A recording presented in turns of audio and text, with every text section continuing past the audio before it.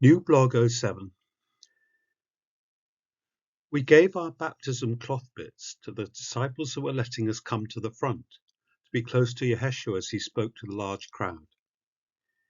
They told us that we could come back early in the morning to learn more about the journey we had embarked on. This was just the beginning. I could hardly sleep and rose early at the first hint of dawn in the darkness. I washed, dressed, and went to the underground room where the goat's milk was kept in a large pot. But after a small sip, I realized I didn't actually want much, or much bread either. Outside, in the cool morning air, the light was growing in the eastern sky. I walked past Yeshua's house, pausing to take in the feeling. There was a light in an upper room, and though I couldn't just stay and watch, I didn't want to leave either. Someone came out of the side door, followed by another two, and I began to walk after them as they appeared to be heading towards the lakeside. They saw me behind, and one turned round and called to me, inviting me to join them. I think he must have recognized me, either from the day before or from Yeshua's garden a couple of weeks ago. They introduced themselves as John, James, and Andrew, and I walked with them, sharing in the enjoyment of a new day. By the time we got to where the baptisms had been the day before, some people were already there, and others were joining along with us. The sun was rising majestically over the other side of the sea, and there were a couple of fishing boats already out on the water. Andrew stopped at the stream, but James and I walked with John to the other end of the beach, where the sick would be brought. From the discussions along the road, it was clear that the arrangements for today were different from yesterday. Yeshua was staying all morning at the house to give specific instructions to a number of disciples. John would be dealing with the sick, working out who were able to wait for another day and who should stay to be seen by Yeshua later. James would be talking to the newly baptized, with a view to readying those who wanted to know what full discipleship meant. There were about 10 of us that James gathered by the beach, waiting for any more to arrive. Then a boat sailed in close, and 2 men jumped into the water, carrying some supplies into the beach. With a bit of a jolt, I recognized both of them. Lammas was the first, a master from the east, joining in all the work with a good will. The other had dark curly hair and a handsome face that I had seen before. It was on the way to Sarita's house for a party that he had made an impression on me, and now did so again. It was definitely Thomas, the young lawyer and sometimes philosopher from Antioch. 2 women had come from the house as well, and they took control of the supplies, calling to some young helpers to carry the baskets over to the food preparation area.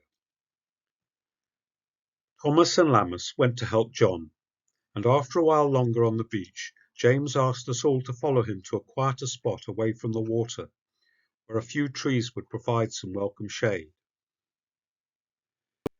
He talked for a while about the opportunity it was for us that the Messiah had come, and of the things he had witnessed since meeting him. We listened and listened, and I was surprised to find I just wanted to hear more. Thomas had come and sat with us as James was speaking of his own personal experiences. It was easy to be drawn into and held by his story. Thomas had also brought some water with him, and when James finished, we were grateful for the opportunity to have a drink. It was turning into a really hot day. Then Thomas sat where James had been and asked what questions we might have. Into the pause of silence, I suddenly heard myself asking him how he himself had come to Yeshua. He looked at me and smiled, but I don't think he remembered me as I did him. In the ensuing pause, he closed his eyes for a few moments before he started to speak. I was fascinated to listen to how he had searched amongst philosophies and philosophers too, to find one that lived up to what he taught. Some had been genuinely good men. Some had been charismatic and powerful speakers, and one even performed miraculous feats that Thomas couldn't explain.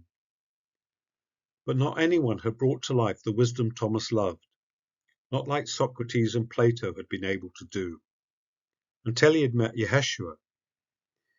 Here was a man that lived the truth and backed it up with teachings of such clarity.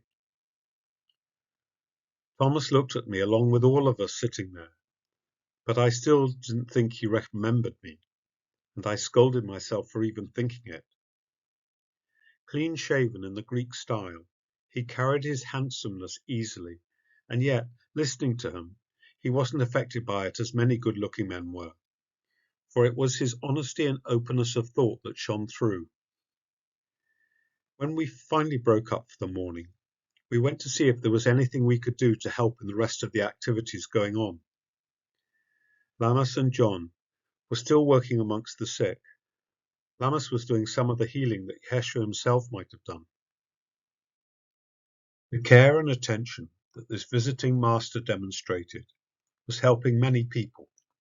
He was obviously a very gifted man.